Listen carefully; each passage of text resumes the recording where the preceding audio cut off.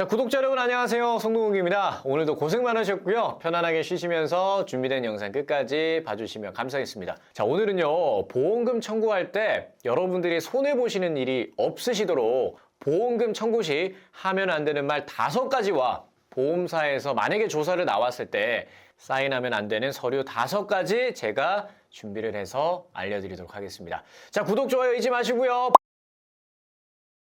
보험금 청구할 때 하면 안 되는 말 첫 번째는요. 예전부터 있던 비슷한 증상이에요. 이 말입니다. 나도 모르게 무의식적으로 이런 말 나올 수 있어요. 예전부터 허리가 안 좋았는데 아우 참다가 병원 갔어요. 이런 말 하시면은요. 그냥 줄 법한 보험금임에도 고객의 말을 듣는 순간 보험사는 의심하기 시작합니다. 과거 보험금 청구권은 없는지 과거 병력을 찾아낼 수도 있고요. 심평원이나 건강보험공단에서 자료를 확보하려고 할 겁니다. 진짜 잘못되면은 고지 위반으로 계약이 해지가 될 수도 있고요. 기왕력의 연장선이라고 생각을 해서 진단서에 신규 질병이라고 쓰여 있어도 보험금 못 받게 될 수도 있습니다. 주의하셔야 돼요. 함부로 그냥 예전부터 어디가 안 좋아서 이런 얘기 하지 마시고요. 두 번째, 카페나 블로그 등 인터넷 보고 청구했어요. 이 말도 하시면 안 됩니다.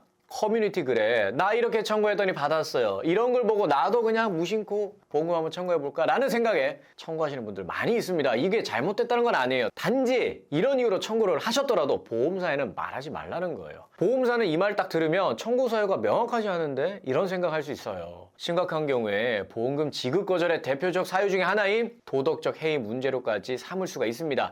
그냥 치료받다 보니까 보장 대상이 되는 것 같아서 청구하게 됐어요 라고 명확한 사유를 말하시면은 받아야 될 보험금 충분히 문제없이 받으실 수가 있습니다. 세 번째는 예방 목적으로 병원 간 거예요. 정말 많이들 하는 얘기죠. 예를 들어서 대장 내시경 이거 왜 받았어요? 그 이유에 따라서 보험금을 받을 수도 있고 못 받을 수도 있습니다. 건강검진 목적으로 받은 거는 실손 청구가 불가능해요. 그런데 내가 막 복통이나 여러 가지 증상으로 의사가 먼저 검사를 권유를 했다. 내시경도 실손 청구됩니다. 만약에 검진 목적으로 했더라도 용종이 발견이 되어서 제거를 했을 때는 역시나 실손 청구가 가능합니다. 반면에 아무리 의료비가 많이 나왔더라도 치료 목적이 아니라 예방 목적이었으면 보험금 못 받습니다, 여러분. 따라서 위, 대장 내시경이나 MRI, 심장 초음파, 갑상선 초음파, 혈액 검사 등의 검사를 받으실 때는 의사에게 명확하게 어떤 증상이 있어서 찾아왔어요 라고 말씀을 꼭 하셔야 돼요. 담당 의료진이 증상을 보고 검사를 권유해야만 치료 목적이 되는 거예요. 그래야 보험금 받는데 문제 없습니다. 그냥 내시경 받고 싶어서 왔어요. 그러면 치료 목적이 아니죠. 예방 목적이 되는 겁니다. 보험금 못 받습니다. 그렇다고 증상도 없는데 거짓말 하시면 또 안 돼요. 예방 목적으로 병원 간 거라고 말하지 말라는 이유는요. 마땅히 청구받을 수 있는 상황인데 괜히 내가 말 한마디 잘못해서 못 받는 그런 경우가 생기지 않았으면 하는 마음에서 드리는 거지 거짓말하라고 말씀드린 거 절대 아닙니다. 오해하지 마십시오. 네 번째, 회사나 업무 스트레스 때문인 것 같아요.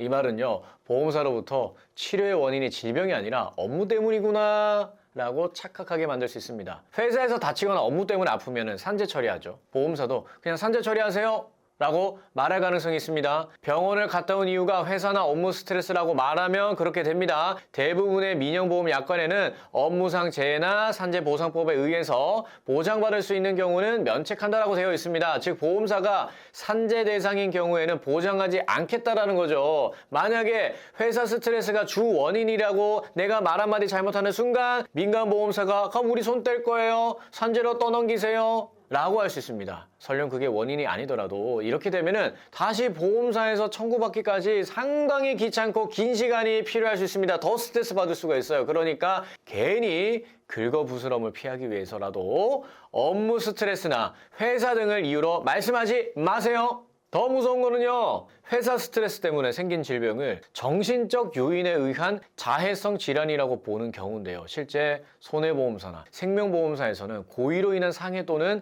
정신적 장애, 자해 경우에 면책한다라고 되어 있습니다. 이걸 자해성 질환이라고 보험사가 인식하는 순간 보험금 청구받기가 정말 어려워집니다. 따라서 괜히 민망해서 또는 무의식적으로 내뱉는 회사 업무 스트레스 때문이에요 이런 말 여러분들의 보험금 청구를 험난하게 만들 수 있으니까 절대 하지 마시고요.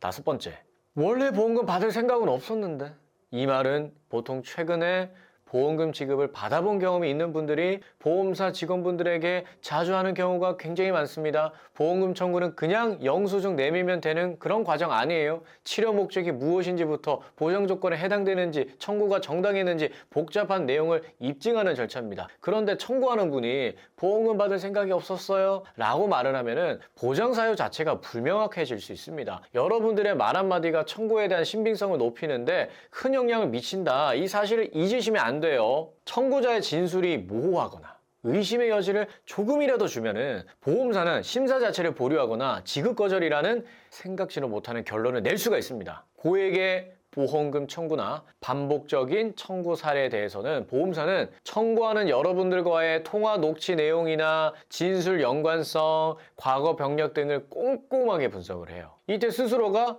자기 부정하는 말, 보험금 받을 생각 없었다는 말, 이런 말 하시면 안 됩니다. 그럼 뭐 보정 여부도 모르고 청구한 거 아니야?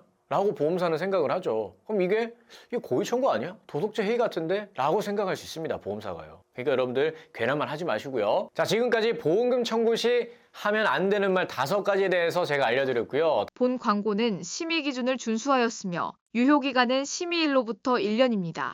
다음으로는 보험금을 청구했을 때 보험회사에서 조서로 나오게 된 경우에 절대 함부로 서명하면 안 되는 서류 5가지 계속해서 알려드리겠습니다. 첫 번째 서류는요, 면책 동의서입니다. 여기에 여러분들이 서명하시는 순간부터 보험사의 책임은 끝나는 겁니다. 이후에 문제가 발생해도 이의 제기를 할 수가 없는 거예요. 어차피 다 보험금 처리받고 끝난 뒤 서명한 거 아니야? 그렇지만도 않습니다. 결국 보험금 청구도 사람이 하는 건데 뒤늦게 청구하지 못한 미지급 보험금이 생길 수도 있어요. 그런데 면책 동의서에 서명했다. 이러면 미지급 보험금 역시 더 이상 청구할 수가 없습니다. 면책 동의서는 사전에 고객의 이의 신청 수단을 완전 차단해버리는 서류이기 때문에 섣부르게 서명하지 마세요.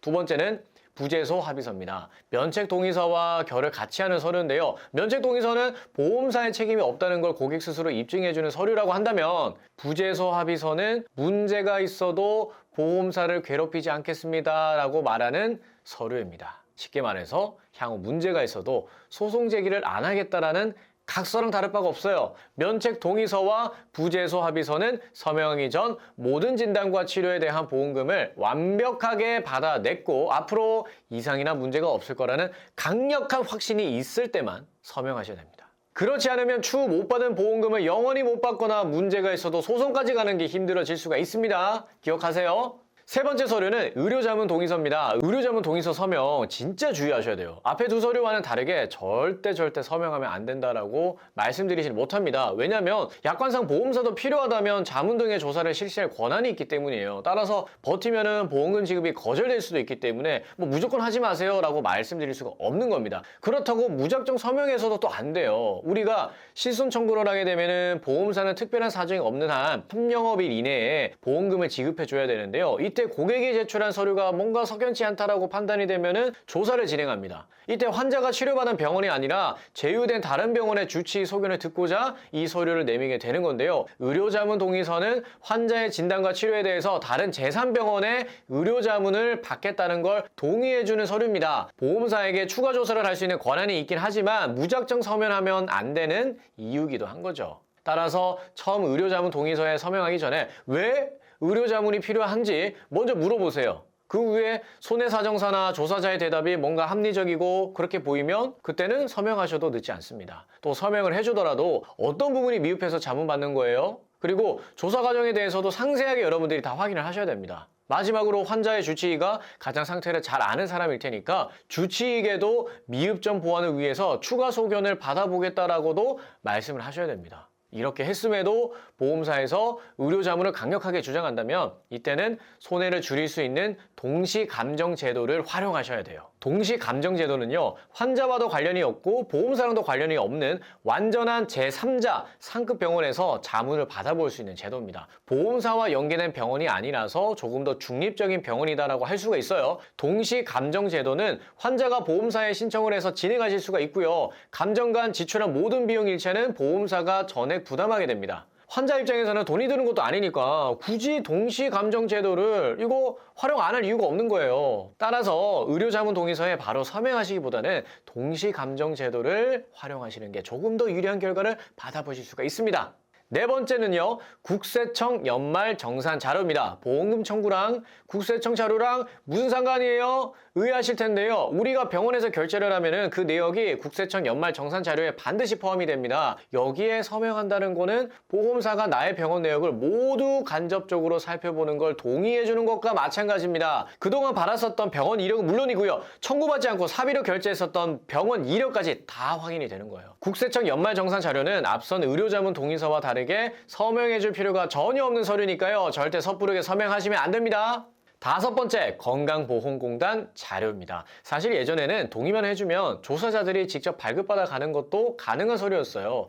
개인정보가 근데 중요해지면서 지금은 동의 없이 타인에게 절대 발급해주지 않습니다. 간혹 조사자가 빠르게 지급해주겠다면서 이 서류 등의 동의를 요청하는 경우가 있습니다. 절대로 섣부르게 서명하지 마세요. 건강보험공단 자료 역시 국세청 자료와 마찬가지로 지난 몇 년간의 청구 이력은 물론이고요. 소액이라서 내가 청구하지 않았었던 과거 병원 이력까지 모두 보험사가 확인이 가능하게 만드는 겁니다. 이런 경우 있으실 거예요. 근데 뭐 고지 대상이 아니라서 굳이 고지하지 않았던 질병이나 상해 이력들, 굳이 알리지 않아도 되는 질병까지 보험사가 알게 되면 향후 보험 가입이나 보험금 청구에서 불이익을 받으실 수도 있습니다. 자, 지금까지 보험사가 조사 나왔을 때 섣부르게 서명하면 안 되는 서류 5가지에 대해서 알려드렸습니다. 그 밖에도 개인정보 활용 동의서, 의무기록 열람 동의서, 위임장 등의 서류는 보험사가 열람할 권한이 있기 때문에 서명을 안 하고 버티면은 그건 그대로 또 곤란해질 수 있으니까요.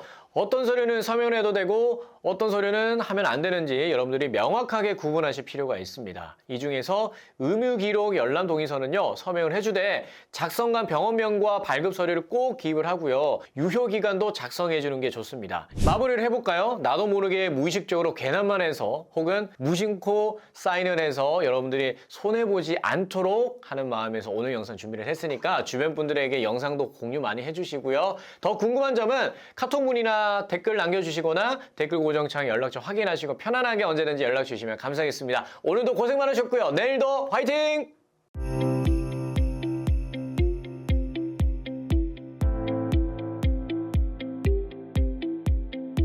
본 광고는 심의 기준을 준수하였으며 유효기간은 심의일로부터 1년입니다.